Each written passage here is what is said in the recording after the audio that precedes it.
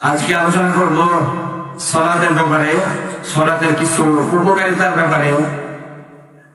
তো প্রথমেই বলে রাখি যে রমাদানে যেভাবে সালাত গুরুত্বের সাথে আদায় করেছিলেন, সারা বছরই এভাবে সালাত আদায় করতে হবে, 5 ওয়াক্তের নামাজ।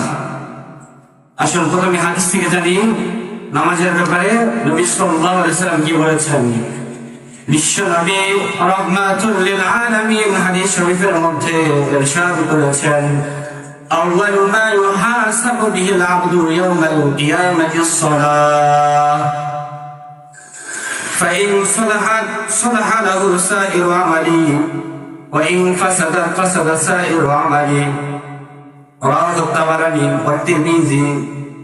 বিশ্বনবী রাহমাতুল লিল আলামিন হাদিস শরীফের মধ্যে ঘোষণা করেছেন যে যখন এই দুনিয়ার জমিন একদিন শেষ হয়ে যাবে, কিয়ামতের ময়দান হিসেবে এই দুনিয়াটা সাব্যস্ত হবে, এই দুনিয়া কিয়ামতের মাঠে পরিণত হবে, বিচারালয় হিসেবে পরিগণিত হবে, একটা বিচারের কার্য হিসেবে যখন রূপান্তরিত হবে, তখন যখন মুসলমানদেরকে আল্লাহ তাআলা জিজ্ঞাসাবাদ করবেন তাদের পূর্ণ জীবনের কিন্তু কার্যগুলো যখন জিজ্ঞাসা করবেন, সারাটা জীবন কি করেছো, তোমার জন্ম থেকে মৃত্যুর আগ পর্যন্ত পূর্ণাঙ্গ জীবনে কি করেছো, সেই সম্পর্কে যখন আল্লাহ তাআলা জিজ্ঞাসাবাদ করবেন, তখনই বান্দাকে সর্বপ্রথম যে হিসাবটা নেবেন সেই হিসাবটা হচ্ছে সালাতুল সুবহানাল্লাহ।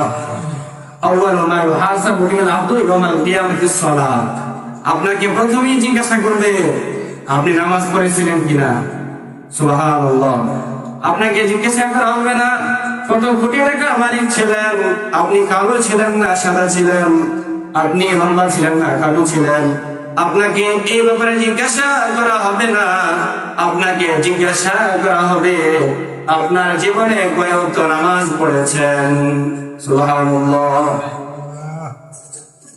তারপরে নবী সাল্লাল্লাহু আলাইহি ওয়াসাল্লাম বলেন, যে ব্যক্তির ওই দিন নামাজের আমলটা ঠিক থাকবে, তার আমল নামায় নামাজ থাকবে, তার আমলে নামাজ থাকবে, নামাজগুলো আদায় থাকবে। বিশ্বনবী বলেন, যাবতীয় আরো যত হিসাবগুলো আছে সবগুলো তার জন্য সহজ হয়ে যাবে। সুবহানাল্লাহ। 1 নম্বর হিসেবে কি? নামাজ। বলে তোমার জীবনে নামাজের হিসাব দাও। যদি ব্যক্তির প্রথম হিসাবটা আল্লাহর কাছে ভালোভাবে দিতে পারে, নামাজের হিসাবটা যদি আল্লাহর কাছে দিতে পারে, তাহলে বাকি জীবন আর যা